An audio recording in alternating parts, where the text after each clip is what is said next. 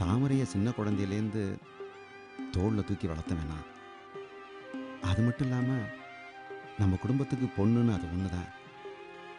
அதுவும் இப்போ நம்மளை விட்டு வேற குடும்பத்துக்கு போக போகுதுன்னு நினைக்கையில மனசுக்கு கஷ்டமா இருக்குண்ணே. வாஞ்சே, பொம்பளை பிள்ளைன்னா இன்னொருத்த வீட்டில் போய் வாழ போகிறவ தானே. அப்படியே இருந்தாலும் எங்கே போயிட போகிறா? நாம தான் அடிக்கடி போய் பார்த்துக்க போகிறோமே. அப்புறம் என்ன, கவலையை விடு. தாமரை, அதான் நான் வந்துட்டேன்ல, எதுக்கு பயப்படுற? தைரியமா இரு. நான் ராத்திரி கிளம்பி வந்துடுறேன். முன்கூட்டியே பஸ் ஸ்டாண்ட்ல வெயிட் பண்ணு.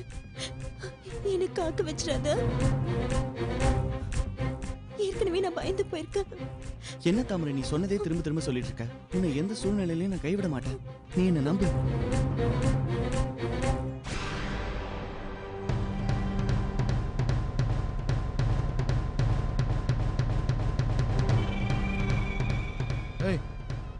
என்ன இன்னும் ரெடி ஆகலையா? ஏன்னு கத்துறீங்க? தாமரை ரெடி ஆயிட்டா. நீங்க சொன்னீங்கன்னா வர வேண்டியதுதான். உங்களை என்ன வெத்தலை பாக்கு வச்சு அழைப்பாங்களா? அங்கெல்லாம் வெயிட் பண்ணிட்டு இருக்காங்க. சீக்கிரம் கூட்டு வா.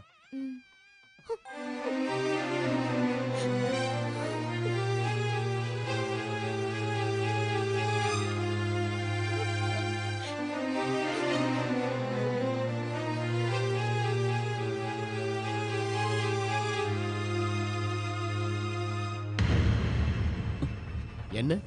ஒண்ணும் இல்ல. இல்ல மேலே ஏறே தேடின மாதிரி இருந்துச்சு. இல்ல, அதெல்லாம் ஒண்ணும் இல்ல. சரி போ. என்னம்மா, அப்பா அம்மா எல்லாம் நல்லா இருக்காங்களா? அது சரிதான். என்ன செல்வம், ஃப்ரெண்ட்ஸ் கிட்ட எல்லாம் பேசிட்டீங்களா? பேசிட்டேன். நீங்க சொல்றதும் சரிதான்.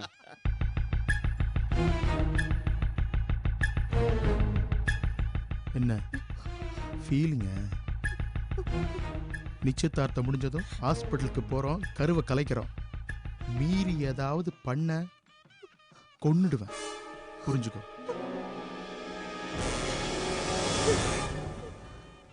ஏய் தாமரை, அழாதடி. நிச்சயதார்த்தத்துக்கு நல்லா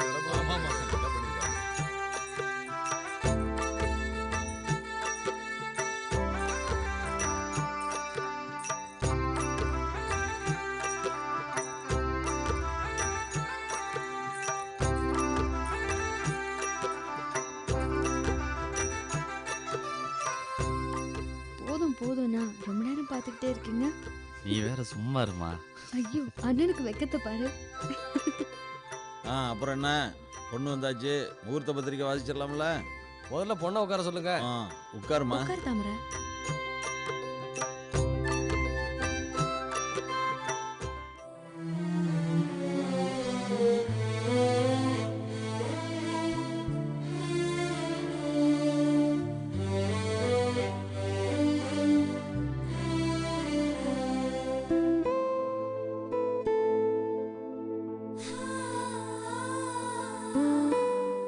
எல்லாரும் வந்தாச்சுல்ல, ஆரம்பிச்சிடலாமா? ஆரம்பிச்சிடலாம்ப்பா. தேனி மாவட்டம் பாலாறுப்பட்டி திரு முத்துக்கருப்பன் அவர்களோட பேத்தியும் வரதராஜ மகளுமாகிய தாமரைய தஞ்சாவூர் மாவட்டம் மன்னார்குடி ஐயாத்துறை அவர்களின் பேரனும் சுதர்சன் என்கிற சுந்தரின் மகனாகிய மதன் என்கிற மதன்குமாருக்கு திருமணம் முடிக்க நிச்சயிக்கப்படுகிறது. என்ன சம்மதம் தானே? சம்மதம் தான். சரி, அப்ப மாப்பிள்ளை வீட்டுக்காரங்க பொண்ணு வீட்டுக்காரங்க கிட்ட இருந்து என்ன எதிர்பார்க்கறீங்க? நான் தான் சொல்லிட்டேனே, எனக்கு இருக்கிறது ஒரே பையன். அவனே எதுவும் வேண்டாம், பொண்ணு மட்டும் வந்தா போதும்னு சொல்லிட்டான். பிறகு அதுக்காக பொண்ணு வீட்டுக்காரங்க அவங்க பொண்ணுக்கு ஆசையா செய்யறத நாங்க வேண்டான்னு சொல்ல போறதில்ல. சொல்லிட்டாங்கல்ல. வரதா, நீ என்னப்பா சொல்ற? நான் என்னத்த சொல்றது, எனக்கு இருக்கிறது ஒரே பொண்ணு. என் சொத்துல பாதி அவளுக்கு தான். நானும் இந்த சபையில் எல்லாருக்கும் சொல்லிக்கிறேன், எனக்கு பிள்ளை குட்டி ஒன்றும் இல்லை. என் அண்ணன் பொண்ணு தாமரை எனக்கும் பொண்ணு தான். என் சம்பாத்தியம் எல்லாத்தையும் என் பொண்ணு தாமரைக்கே எழுதி வைக்கிறேன்.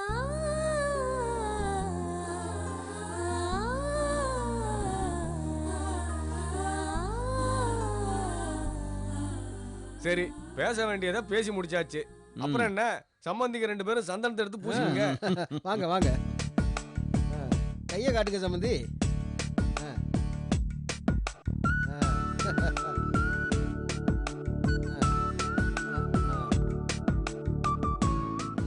வரதா, என்ன பாத்துக்கிட்டு இருக்க? நீ பூசி விடுப்பா சந்தனத்தை. அதான் நானும் நினைச்சேன். பூசு. பூசுங்கப்பா.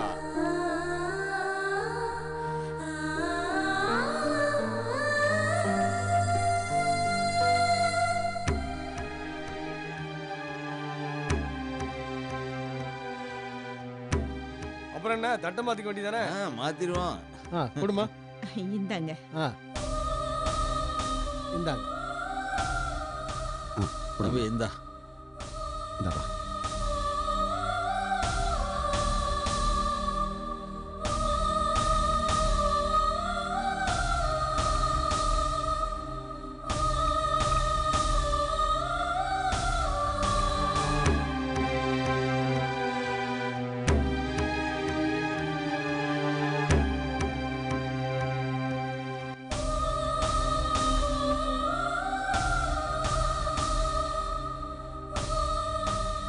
இந்த ஃபங்க்ஷன் ரொம்ப சிறப்பாக நடந்துச்சு. நீங்கள்லாம் இருந்து சாப்பிட்டு போனோம். டே அருள், சித்தப்பா எல்லாரையும் கூட்டு போய் வாங்க வாங்க எல்லாரும் எல்லாம் சாப்பிடு. சரி எல்லாம் சாப்பிட வாங்கப்பா.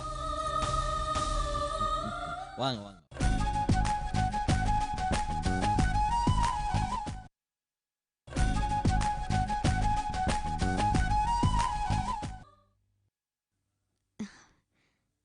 ஏன் செல்வம், அந்த பொண்ணு உங்களுக்கு தெரியும்னு சொல்லவே இல்லையே?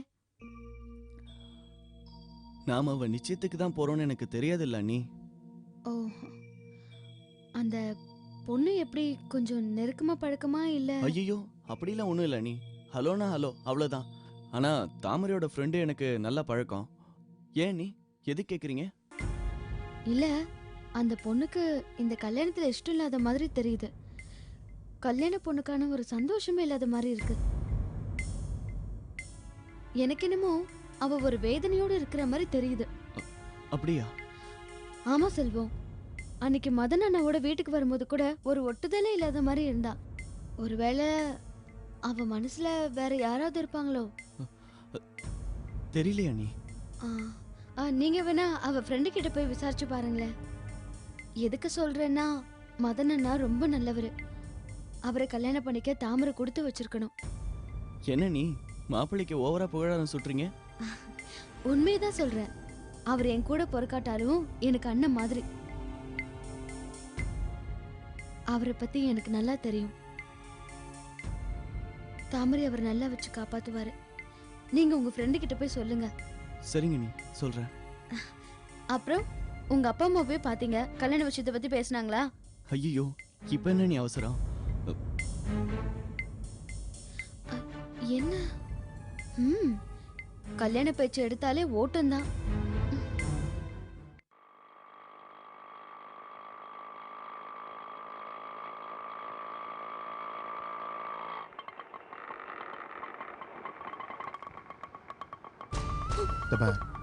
மறுபடியும் சொல்றேன், உள்ள போய் டாக்டர்கிட்ட ஏதாவது பேசுன, வெளியே வந்தாலும் பணமாக்கிறேன்.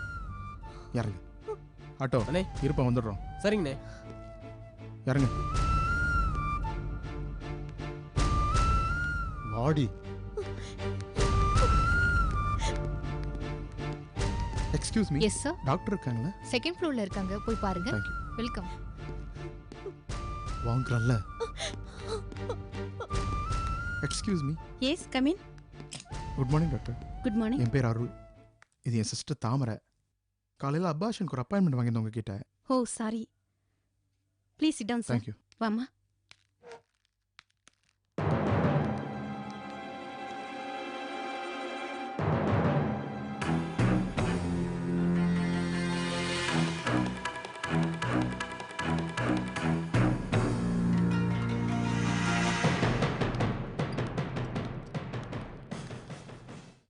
டாக்டர், இவங்க பிரெக்னெண்டா இருக்கிறது உண்மைதான். சரி. ஆனா இவங்க கருவை ஏன் கலைக்கிறீங்கன்னு நான் தெரிஞ்சுக்கலாமா? அது வந்து மாப்பிள்ளை இவங்களும் கொஞ்ச நாளைக்கு குழந்தை வேண்டாம்னு முடிவு பண்ணியிருக்காங்க. அதான். ஆமா, இவங்க ஹஸ்பண்ட் எங்க இருக்காரு? அவர் ஃபாரின்ல இருக்காரு. ஆமாங்க சார், இதுல இவங்களுக்கு சம்மதம் இல்லாத மாதிரி தெரியுதே. இல்ல, அபாஷன் இன்னும் கொஞ்சம் பயந்துருக்கா. மற்றபடி எங்க எல்லாருக்கும் இதுல சம்மதம் தான். ஓகே, அபார்ஷன் பண்ணணும்னா எம்டி ஸ்டமக்ல தான் அபார்ஷன் பண்ண முடியும். அதனால காலையில நீங்க இவங்களை எம்டி ஸ்டமக்ல அழைச்சிட்டு வந்துருங்க, அபார்ஷன் பண்ணிடலாம். அப்போ இப்போ ஒன்றும் சாரி மிஸ்டர் அருள். ஓகே மேடம், நாங்கள் வரோம். ஆ. ரொம்ப தேங்க்ஸ். ம். நாளைக்கு கூட்டு வரேன். ம். வா.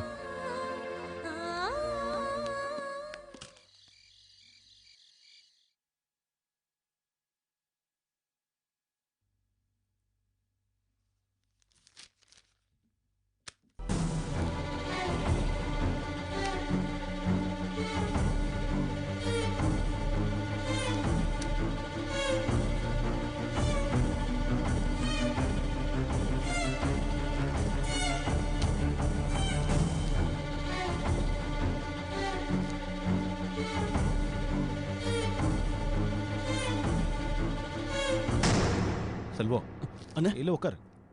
நாளைக்கு தானே ஊருக்கு போற? ஆமாண்ணா, நாளைக்கு தானே. சரி, காலையில் பார்ப்போம். சரி. எனக்கு டிஃபன் சாப்பிட்டு போங்க.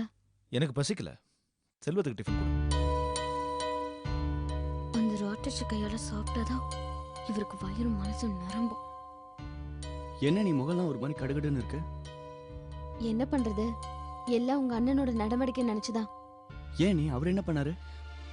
உங்களுக்கு 25,000 ரூபாய் யார்கிட்ட வாங்கி கொடுத்தாரு? பாவனான்னு ஒரு பொண்ணு கிட்ட இருந்து வாங்கி கொடுத்தாரு. அவகிட்டதான். அவகிட்டதான் அவருக்கு வர வர நெருக்கம் அதிகமாயிட்டே இருக்கு. என்ன நீ சொல்றீங்க? ஆமா செல்வம், பாவனாவை பத்தி எப்ப பேசினாலும் எரிஞ்சு விழுறாரு. அத்தையும் அவருக்கு சப்போர்ட்டா இருக்காங்க. என்ன பண்றதுனே தெரியல. யமுனா கிட்ட இத பத்தி சொன்னேன். அவளும் இத பத்தி கேட்டா. பாவனாவை பத்தி யாராவது ஏதாச்சும் பேசுனீங்கன்னா டைவர்ஸ் பண்ணிடுவேன்னு மிரட்டுறாரு. அண்ணனா இப்படி எல்லாம் பேசுறாரு? என்னால நம்பவே முடியல. என்ன பண்றது, எல்லாம் என் தலையெழுத்து. சரி, நான் டிஃபன் எடுத்து வைக்கிறேன், வந்து சாப்பிடுங்க. கொஞ்ச நேரம் கழிச்சு சாப்பிடுறேன்.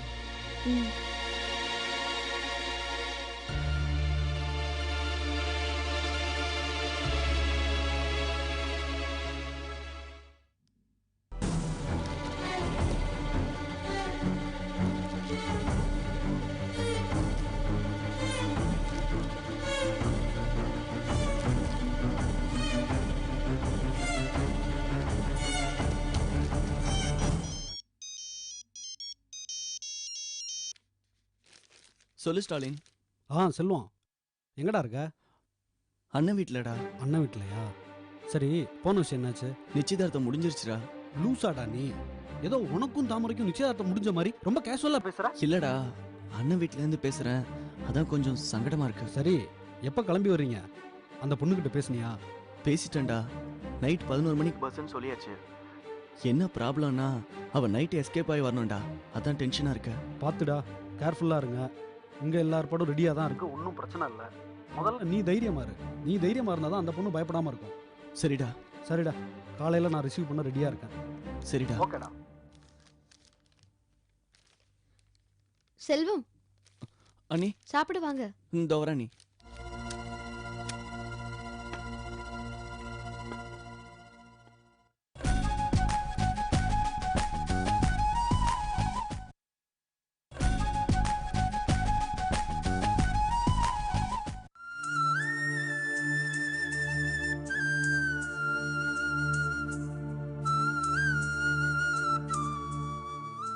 ஏய், என்ன இன்னும் தூங்கலையா? இந்த பார், நடந்த நிச்சயதார்த்தம் நடந்ததுதான். நாளைக்கு ஹாஸ்பிட்டல் போன ஞாபகம் இருக்கட்டும். தூங்கு. தூங்குங்கிறல்ல.